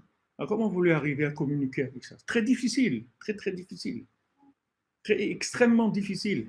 Tous les problèmes qu'on a aujourd'hui, les gens ne veulent pas se marier, même quand ils se marient, il y a des problèmes, etc. Ça vient de ça, c'est que la base, c'est que la personne, elle n'a pas confiance en elle. Alors en fait, elle n'est pas, même si elle veut, elle est d'accord de se donner, etc. Mais elle donne quoi? Une partie d'elle-même, c'est tout. Puisque c'est ça en quoi elle a confiance. Elle dit voilà, moi je pense que ça, oui, je suis capable de faire, je suis comme ça, mais pas plus. C'est-à-dire, il n'y a pas une confiance totale en soi. S'il y a confiance totale en soi, on n'a pas peur du tout de plonger. Abraham Avinu, il marche dans le feu de Nimrod, il n'a pas de problème. Il sort tranquillement, comme s'il était passé dans un... Il avait pris une douche, c'est pareil, ça ne change rien du tout pour lui. Il n'y a pas de problème. Mais son frère, il dit, ah oui, moi aussi, je vais faire ça. Ok, ben, il a brûlé. Pourquoi? Parce que lui, Abraham Avinu, il était Abraham Ohavi. Hachem, il a dit, Abraham, c'est Ohavi, c'est mon bien-aimé. C'est-à-dire, Abraham Avinu, il était inclus dans Hachem. C'était l'amour d'Hachem, le chouchou d'Hachem. C'était le premier qui a adhéré à la Emouna sur terre. Comment il a été chouchouté, comment il a été aimé, en fait, c'est sur lui que tout Hachem il a continué l'histoire de l'humanité. C'est pour ça qu'à chaque fois on revient sur Abraham Avinu et par le mérite d'Abraham, par le Magen Abraham, Hachem il protège Abraham, Hachem, c'est le chouchou d'Hachem, Abraham Avinu, parce que il s'est donné complètement, il est arrivé à se donner complètement. En fait, la base ici, c'est le manque de confiance en soi. Parce que, si vous voulez, c'est comme de la concentration. C'est-à-dire, si vous êtes concentré sur quelque chose, alors il peut se passer autour de vous des fois du bruit ou des choses. Vous voyez, des gens, ils sont en train de lire quelque chose, en train d'étudier, et s'il y a un bruit à côté d'eux, ils disent, bon, arrête, tu me déranges, je ne peux pas. Mais quelqu'un qui est plus contré, il n'entend pas la personne qui est à côté de lui, parce qu'il rentre dans son texte et tout. Il n'entend pas. Et s'il entend, ça ne rentre pas dans son... Vous voyez, ça ne le dérange pas qu'il y ait quelqu'un à côté de lui qui parle ou qui écoute de la musique ou n'importe quoi. Lui, il est dans son... Il ne faut pas que ça soit assourdissant, mais normal. Un bruit normal arrive et il y a des gens, ils ne peuvent pas. Le fait d'avoir confiance en soi, c'est le manque de confiance en soi. Pour avoir confiance en soi. Pour acquérir la confiance en soi, pour pouvoir se lâcher complètement et s'inclure complètement. C'est une bonne question. Vous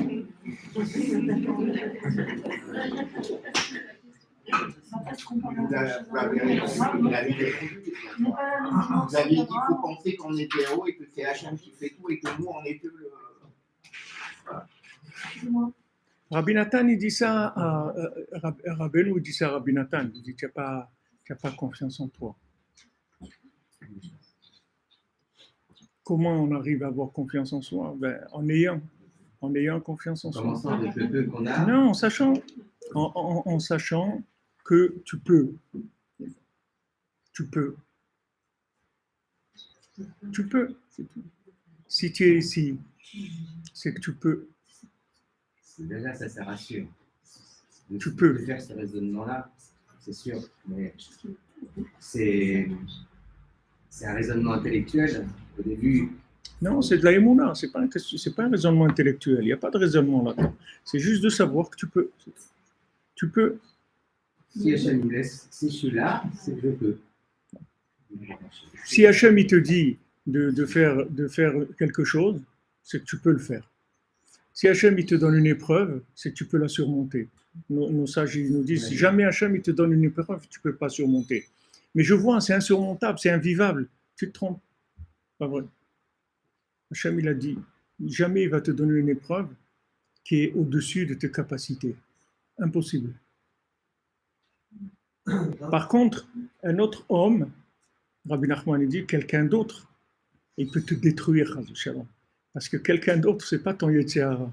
Il peut être beaucoup plus fort que toi, mais ton Yetzer Hara, il peut jamais te détruire. Tu es toujours plus fort. Mais un autre individu, il peut être plus fort que toi. Donc, il faut beaucoup plus te méfier de quelqu'un d'autre que de ton Yetzer Hara.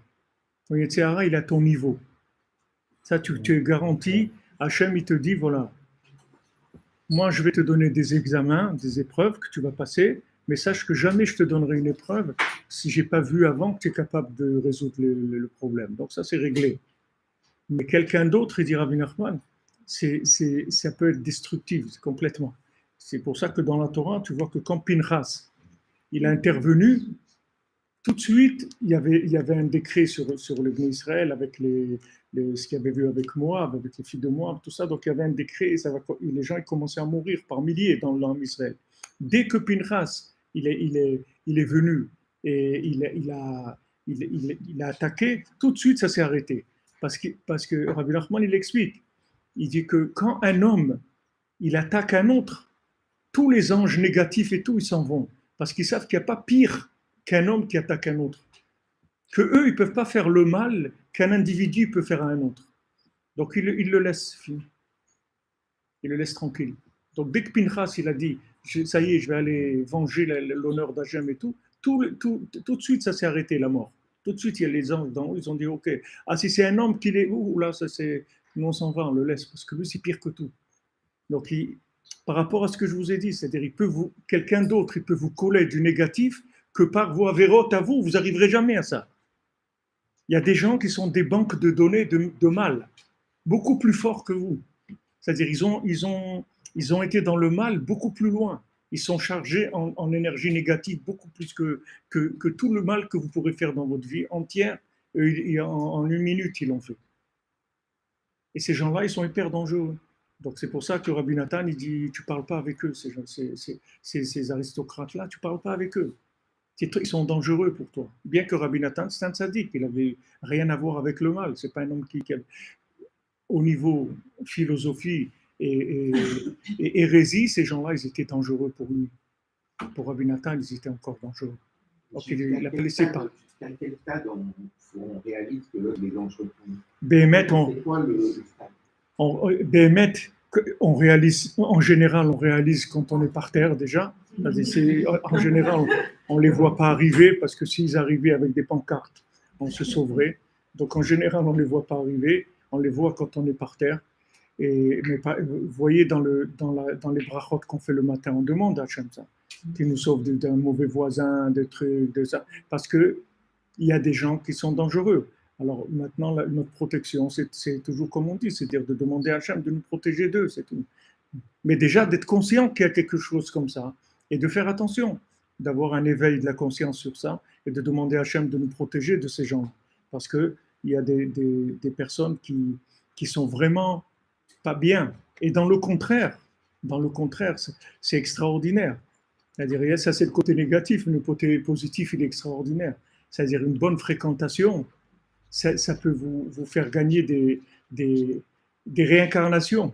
Vous pouvez vider des réincarnations uniquement par une rencontre. Quelqu'un que vous avez rencontré, il vous inclut. Il vous inclut dans un niveau spirituel qui dépasse tout ce que vous avez. Tout ce que vous avez, vous dépassez. Et en fait, le but du Ham Israël, c'est d'arriver à l'inclusion dans le tzaddik, puisque, si vous voulez, le tzaddik, il a en lui toutes les âmes du monde. C'est pour que ça s'appelle le tzaddik. Pour que ça s'appelle le tzaddik de la génération, parce que toutes les âmes du monde se trouvent en lui. Seulement, il faut communiquer avec lui. Il faut arriver à communiquer avec lui, c'est-à-dire avoir confiance en lui et à s'inclure en lui. Comme Yoshua Ben Nun qui s'inclut dans Moshe Rabbeinu, il est dans le OL de Moshe, il ne bouge pas de là-bas, c'est-à-dire il est toujours avec Moshe Rabbeinu. Donc, en fait, Yoshua Ben Nun, il devient Moshe Rabbeinu. Moshe Rabbeinu, il s'en va, et qui est-ce qui reste? Yoshua Ben Nun. Qui c'est Yoshua Ben Nun? C'est Moshe Rabbeinu. C'est le même. Il n'y a pas de différence, il n'y a aucune différence entre Yoshua Ben Nun et Moshe Rabbeinu. Et qu'est-ce qu'il fait Yoshua Ben Nun? Tout ce que Moshe Rabbeinu n'a pas pu faire. C'est lui qui le fait. Non, il n'arrive pas à la 50e porte. Entre les deux Nun, ouais.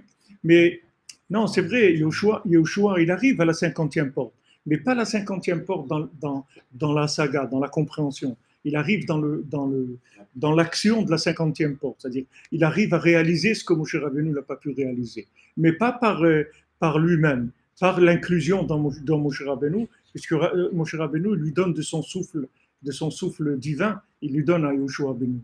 En fait, Yoshua Ben Nun, ça devient l'incarnation de Moshe Rabbeinu. Donc ce principe-là, c'est le principe, on l'a développé plusieurs fois dans des cours, cette notion-là, c'est-à-dire le progrès par l'inclusion. C'est-à-dire, en fait, vous pouvez comprendre ce que je suis en train d'expliquer ici par le principe entre le maître et l'élève, si vous voulez. Il y a des élèves qui viennent apprendre chez un maître. Mais comment ils apprennent? Ils restent sur leur position, d'accord? Ils restent ce qu'ils sont, ils écoutent, ils prennent des éléments, ils prennent, ah ouais, ça c'est bien, tout, ok, il le prend, ça m'intéresse, je le prends. Ça. Mais c'est pas l'inclusion dans le maître. Il n'y a pas du tout cette notion-là. C'est juste, je prends ce que j'ai besoin, c'est tout. Mais c'est moi qui prends. Je reste c'est mariage avec séparation de biens. C'est-à-dire, on sépare le bien qui est entre nous deux. Tu as ton bien et j'ai mon bien. Et chacun, il garde son bien, mais on ne les met pas ensemble. Chacun, il a son bien, c'est tout. Donc, moi, je vais prendre de ton bien ce que j'ai envie de prendre, et toi, tu prends de mon bien ce que tu as envie de prendre, c'est tout. Mais il n'y a pas de on va fusionner, il n'y a pas ça. Mais si vous ne faites pas ça, vous ne pouvez pas devenir l'autre. Et l'autre, il ne peut pas devenir vous. Alors, Rabbi Nathan, quand il rentre chez Rabbeinu, c'est comme Yoshua Ben Nun, c'est la même chose. Rabbi Nathan, il rentre chez Rabbi Nachman, il voit Rabbi Nachman, il dit, ce maître-là, on ne peut pas prendre de lui si on garde la moindre chose dans la tête. Donc, il dit, je prends ma tête, je la mets de côté. Et maintenant, je deviens quoi? Je deviens Rabbi Nachman, c'est tout. Il dit, comment tu veux devenir Rabbi Nachman? Tu deviens Rabbi Nachman. Rabbi Nachman, il dit, je veux que vous deveniez des tzadikim comme moi. Il dit à tous ses élèves, tout celui qui vient chez Rabbi Nachman, il dit, je veux que tu deviennes comme moi. Mais quand je vais devenir comme toi? Tu t'inclus, c'est tout. Quand tu vas t'inclure, tu vas devenir comme moi, c'est tout. Tu vas devenir une partie de moi-même. Je vais vous donner après. Je finis parce que si j'arrête, je vais partir dans le jour.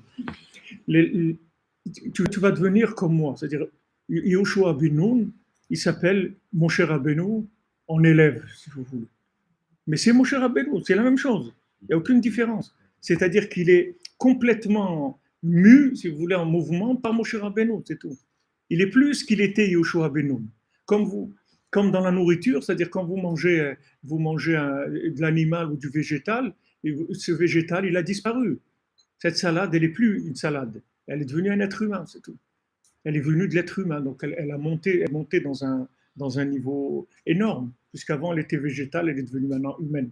Donc c'est une évolution énorme, mais pour ça, on doit se soumettre, c'est inclure. Le chidouche, c'est-à-dire ce que Rabbi Nachman, parce que tout ce que je vous dis là, c'est des choses, c'est très beau, mais comment on fait pour ça? C'est avec le dialogue. Le dialogue le plus explicite possible. C'est-à-dire, il dit ici, les faresh sichato, c'est-à-dire expliquer, pas dire des messages codés ou des onomatopées ou des trucs tout près. Non, il faut sortir, il faut déballer, comme on dit. Tu déballes tout ce que tu as dans le camion, tu laisses rien là-bas. Tu sors tout, tu mets tout à l'étalage, tu sors tout. Tu n'as pas peur. Tu n'as pas peur, tu sors tout. Parce que quand tu vas tout sortir, tu vas tout recevoir aussi. Tu vas tout recevoir. On parlait avec ma femme et quelqu'un il y a quelques jours. On disait, c'est bien de vouloir donner, mais il faut savoir recevoir aussi. Recevoir, c'est donner aussi. Recevoir, c'est donner à la possibilité à l'autre de te donner. C'est-à-dire, parce que quand tu veux donner, tu veux que donner, d'accord? Tu veux t'inclure, dans l'autre, mais lui aussi veut s'inclure en toi.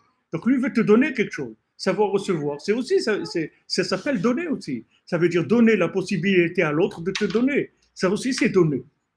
C'est pas de donner, il faut savoir recevoir. Parce que de laisser l'autre te donner quelque chose, ça s'appelle lui donner aussi la possibilité de donner. Donc ça fait une inclusion. De vouloir que donner, il manque quelque chose. Comme c'est écrit pour les anges, on dit Mekablin den miden. On dit que les anges, ils reçoivent les uns des autres. Ils s'échangent complètement l'un avec l'autre. Ils se donnent complètement l'un à l'autre. Et avec ça, ils arrivent à une dimension extraordinaire. Le chidouche ici, c'est qu'on le fait par le dialogue. Ça, c'est l'ouverture, la clé extraordinaire. Parce que tout ce qu'on parle ici, c'est extraordinaire, mais s'il n'y a pas une méthode, comment on arrive à ça? On n'a rien fait, on va rester sur notre faim.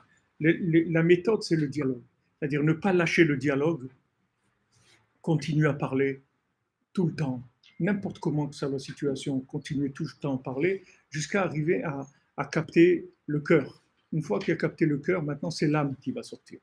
Quand il y a des discussions du cœur, ça veut dire que maintenant on est arrivé à un niveau de communication qui est l'inclusion de l'un dans l'autre.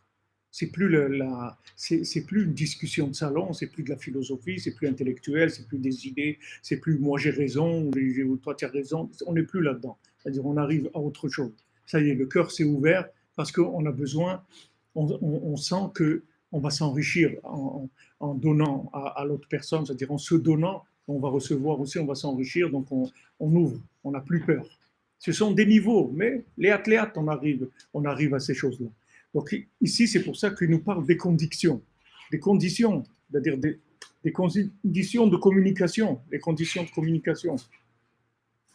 Conditions de communication, même dans un couple, des fois, on doit laisser les enfants quelque part et partir un jour ou 2 jours quelque part pour parler, parce que des fois, on ne peut pas. Il y a tellement de choses à faire à la maison tout le temps, que des fois dans tous les couples, c'est comme ça, et même dans l'amitié, des fois, ça arrive souvent. Des fois, vous êtes dans des situations où votre cœur, il est ouvert, et vous avez besoin de parler. Et vous commencez à parler, et un truc vient, et la personne dit ah ouais, ok, dans 5 minutes, on continue et tout, et elle va faire quelque chose. Et dès qu'elle dit dans 5 minutes, ça y est, le cœur, il se ferme tout de suite. C'est fini. On ne peut pas, parce que c'est trop fin, c'est trop profond. Ça ne peut pas supporter une intrusion de quelque chose, ou une cassure, ou un truc, c'est impossible. C'est-à-dire que ça y est, le cœur, il s'est fermé. Et après, même ça revient, on va juste faire une discussion d'atterrissage. C'est tout, mais c'est fini. C'est-à-dire le truc, il est parti. Et ça, c'est des choses que tout le monde a ressenties déjà dans sa vie. Des fois, vous avez quelque chose qui vous a tellement ému, tellement pris que vous avez besoin de l'échanger. C'est un besoin maintenant de l'échanger. Vous ne pouvez pas garder ça, c'est trop pour vous, vous avez besoin de l'échanger.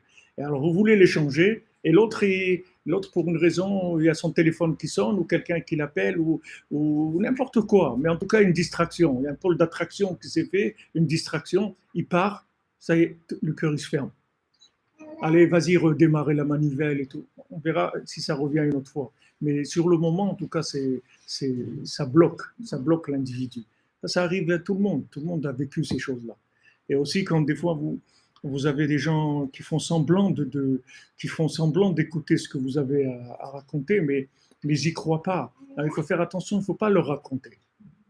Il ne faut pas leur raconter. Des fois, vous avez vécu des choses qui sont extraordinaires.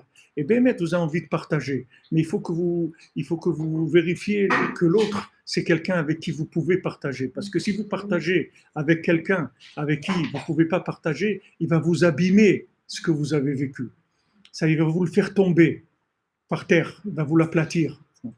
Vous avez vécu quelque chose d'extraordinaire, vous avez vu des miracles, vous avez ressenti quelque chose de très très fort, et vous le racontez, l'autre il vous l'aplatit complètement. Ben alors, quoi.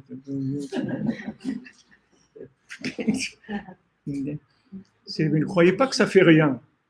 Ça casse la chose. Donc ça aussi, il faut faire.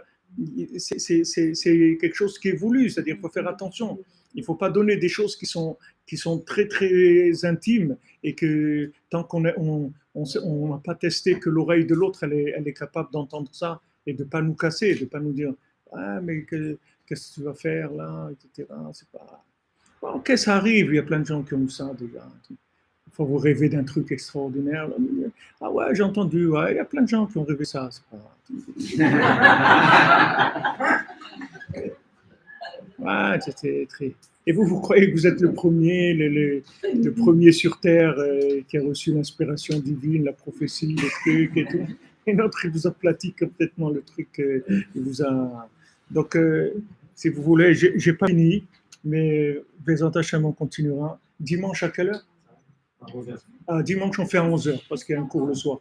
Donc, dimanche, pardon?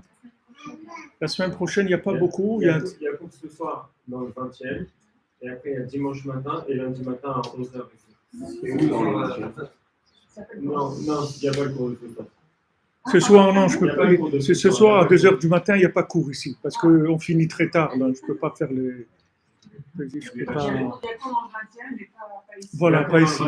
Dans le 20e, à 43 rue Pelleport, c'est sur l'affiche. 43 rue Pelleport. C'est à 7h30, je crois. C'est à 7h30. Ouais, c'est vrai. Je n'ai pas fini. Si vous avez des questions, c'est-à-dire sur ce qu'on a dit maintenant, je peux essayer de répondre maintenant rapidement, mais si vous avez quelque chose, vous voulez qu'on commence dimanche avec ça, avec ces questions, il n'y a pas de problème. Parce que je n'ai pas fini, c'est-à-dire je vais continuer sur ce thème-là. Alors, juste par rapport à. J'essayais juste par rapport aux conditions, quand je parlais des conditions de communication, juste pour essayer d'ouvrir sur ça, mais il y a beaucoup encore à dire. Moi, j'ai juste une question. La personne qui n'a pas confessionnelle, elle ne se donne pas le droit d'exister. D'accord? Elle ne se donne pas ou elle ne donne pas à l'autre? À elle-même. À elle-même, oui. Oui. Elle-même. Elle a un doute sur la valeur de son existence. Donc déjà, elle ne peut pas, quand vous dites tu peux, déjà si elle n'a pas conscience d'exister, elle ne peut pas. Oui. Déjà, premièrement. Oui. Et dans le cadre d'un couple, si la personne elle ferme les portes, c'est-à-dire que déjà à son niveau, à cette personne-là, elle n'a pas aussi les niveaux d'exister. Comment on rentre dans un dialogue? Justement, tout le travail du couple, c'est ça. C'est que maintenant, chacun, il a des points de non-existence. Chacun, il a des chocs qu'il a reçus. Chacun, il est traumatisé. Maintenant, si vous voulez communiquer avec vos conjoints, il faut commencer d'abord par l'élever, par le monter. Lui dire, waouh, c'est super ce que tu fais. Il ne faut jamais sortir un mot négatif, que des compliments. Il faut lui dire, ah, enfin, j'ai trouvé quelqu'un qui me connaît maintenant, qui m'apprécie, qui me connaît. Alors, vous allez le détendre. Et après, la personne, ça y est, une fois qu'elle est détendue, qu'elle a pris confiance en elle, elle va. Parce que ça aussi, les gens, ils veulent que l'autre il soit tout de suite opérationnel. Mais c'est pas comme ça. Il y a des gens, ils sont pas opérationnels. Moi, de parler avec ma femme, moi, ça m'a pris peut-être 25 ans pour être opérationnel. Il faut de la patience, hein. Il faut de la patience. Ça prend 25 ans. Moi, tous les gens avec qui j'ai communiqué, 90% des gens avec qui j'ai communiqué, ils m'ont toujours dit que jamais je serais capable de faire des cours, des trucs, c'est pas mon truc, qu'est-ce que tu vas faire ça? J'ai peut-être deux personnes dans ma vie qui m'ont encouragé sur ça. La plupart des gens ne m'ont jamais encouragé sur ça. Et comme c'est des gens plus, comme le Rabbeinu dit dans Sipurim Masiot, il a rencontré des géants. Et ces gens lui disent, mais ça n'existe pas ton truc. Quoi, une princesse, une montagne en or et un château en pierre précieuse. Ça n'existe pas un truc comme ça. Il lui amène des preuves que ça n'existe pas. Et lui, il dit non, ça existe. Et il pleure. Il dit ça existe. Je sais que ça existe. Et il l'envoie chez un autre géant. C'est des géants. C'est des gens, ils ont une vision générale sur le monde. C'est des gens bien installés, des gens capables. Alors si ces gens-là, ils vous donnent un coup, ils vous assomment en vous disant que vous n'existez pas, vous ne pouvez plus vous relever après. Il faut des miracles pour se relever. Donc, si vous voulez, la base du fonctionnement du couple, c'est que l'un, il élève l'autre, il l'élève au niveau justement de pouvoir après communiquer. Vous ne pouvez pas dire l'autre, il ne peut pas communiquer parce qu'il n'a pas confiance en lui. Alors donne-lui confiance en lui. C'est ça ton travail. Dis-lui qu'il est bien, dis-lui qu'il est capable, dis-lui que c'est extraordinaire. Donne-lui confiance en lui. Une fois qu'il va avoir confiance en lui, il va y avoir l'échange qui va pouvoir commencer. Sinon, il va y avoir que de la peur, de la résistance. Parce que quelqu'un qui n'a pas confiance en lui, comment voulez-vous qu'il ait confiance dans les autres? Il prend tous les gens pour des voleurs. Une fois, j'avais été en Ukraine avec le Rav Berland, il y a peut-être 35, plus que 35 ans. On avait été, il nous avait dit pourquoi les communistes ils sont comme ça, c'est-à-dire quand on arrivait, ils étaient toujours chaque truc dans nos valises, ils cherchaient chaque truc et tout. Alors on dit pourquoi ils n'ont pas confiance en nous? Parce que c'est des voleurs. Donc ils ne peuvent pas imaginer que des gens ne volent pas. Donc tout celui qui arrive à la douane, c'est un bandit, puisque eux ils vivent comme ça. Vous comprenez? Tant que vous n'avez pas sorti l'autre de son problème, vous n'allez pas pouvoir avancer. Vous êtes obligé de le sortir. C'est ça votre travail, de l'amener à un niveau où il se sent en confiance. Et à ce moment-là, vous pouvez commencer à échanger. Vous avez raison ce que vous dites, mais ça c'est la base. C'est pour ça que Rabbi Nachman dit qu'il faut que regarder le bien, que parler du bien, c'est tout. Vous n'avez pas le droit de parler d'autre chose. Parce que ça va se retourner contre vous. Même si vous voyez un défaut chez l'autre, et vous lui faites une remontrance sur le défaut, qu'est-ce que vous allez le rendre méfiant? Il va s'enfermer. Parce que lui, il sait que si on commence à voir ses défauts, alors il ne va plus avoir de valeur. Déjà, il a un problème déjà de confiance en lui. Maintenant, s'il a quelqu'un qui lui grossit les défauts, alors c'est terminé. Donc il va se fermer. Donc il n'y a plus rien après. Quand vous donnez un CV, vous n'allez pas dire, voilà, et j'ai une tendance à m'énerver, et quand je m'énerve, je casse les trucs. Les gens, ils vont pas vous prendre. Dans le CV, vous mettez que des trucs bien. Vous n'allez pas mettre des trucs pas bien. Donc maintenant, si on veut commencer à vivre, on est obligé de faire ça. Sinon, non. Tu voudrais demander quelque chose? C'est passé ou pas? Non, moi, je voulais demander dans le cas d'un couple amis qui se fréquentent beaucoup, si on a un des deux qui manque beaucoup de confiance en soi, est-ce que ça ne risque pas d'affecter l'autre et que l'autre aussi perd la confiance qu'il a en lui? Si maintenant il y a une véritable amitié, alors normalement l'autre il va avoir envie de l'aider. Il va avoir envie de l'aider. Normalement il n'y a pas de danger là-dedans. Je crois qu'il y avait un film qui s'appelait Vol au-dessus d'un nid de coucou. C'est ça, c'est ce principe-là que tu dis là. Et comment donner à un ami ou à sa femme, comment l'encourager? Encourager, c'est tu parles du bien, tu parles toujours, tu fais ressortir toujours le bien, et de faire aussi des actions qui ensemble, qui montrent que la personne elle est capable. Comme un enfant, tu le prends, tu lui fais faire quelque chose, et tu lui montres qu'il peut. C'est la limite de l'apprentissage. Oui, c'est un apprentissage, exactement. C'est l'apprentissage de soi-même, de se connaître soi-même. Tu aides quelqu'un à se connaître pour pouvoir échanger avec lui après. Parce que s'il n'a pas confiance en lui, tu ne peux pas échanger. Il va y avoir des méfiances. Ces méfiances-là, c'est des pôles de distraction, c'est-à-dire des blocages. La personne, elle ne peut pas. Elle peut pas. Et donc, on ne peut pas construire après. Elle va s'arrêter à un moment. C'est pour ça que je vous dis que la plupart des couples, ils arrivent à un moment dans leur vie à un découragement. Au début, ils veulent ça. C'est-à-dire, au début, on est sûr qu'on va arriver à ça. Ça paraît évident. Parce qu'au début, tu vois la lumière de la fin. Donc, tu as l'impression que c'est rien du tout. Mais quand tu vas commencer à vivre, tu vois qu'il y a beaucoup, beaucoup de problèmes. Donc la plupart des gens, ils disent, ok, on ne va pas se prendre la tête, on va mettre une frontière, et comme Youssef avec ses frères, ok, on ne va pas se prendre la tête, on reste frères et trucs et tout, mais chacun il a sa façon de voir et trucs, on ne va pas discuter de choses qui vont, à chaque fois on se dispute sur ça et tout. C'est mieux qu'on n'en discute pas, que chacun il fait comme il pense, et voilà, on devient des voisins gentils. C'est bien aussi, c'est mieux que de se taper dessus, c'est sûr que c'est mieux, mais c'est loin d'être la perfection, et en fait on n'est pas vraiment mariés. On est seul, mais on a un peu d'amitié, c'est tout. Hein?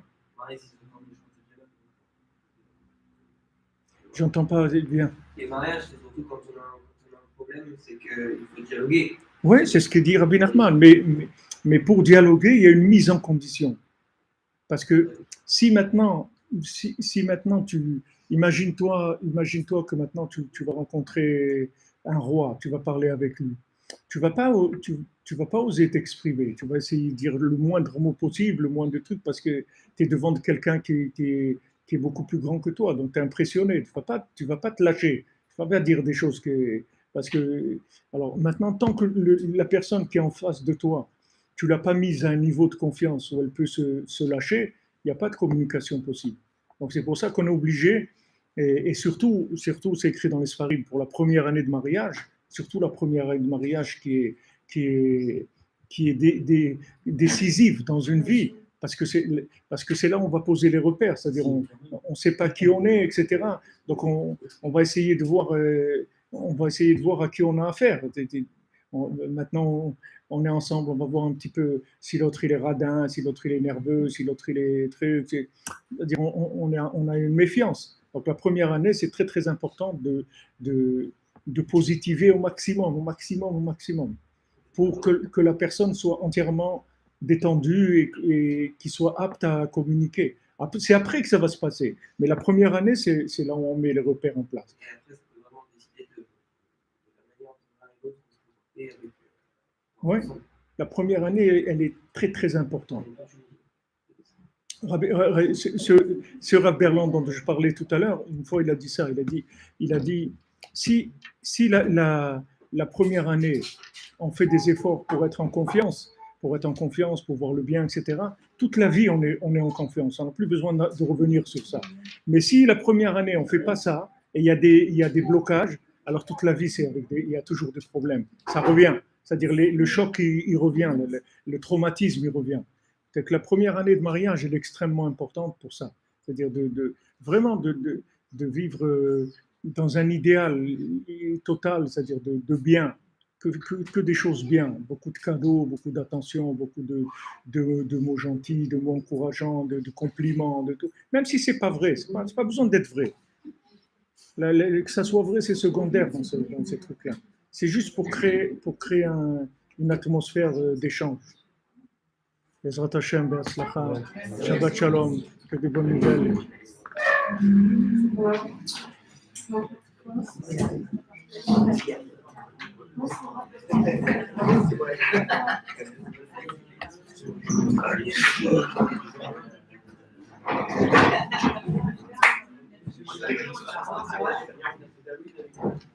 Shabbat Shalom, David. Happy Shabbos.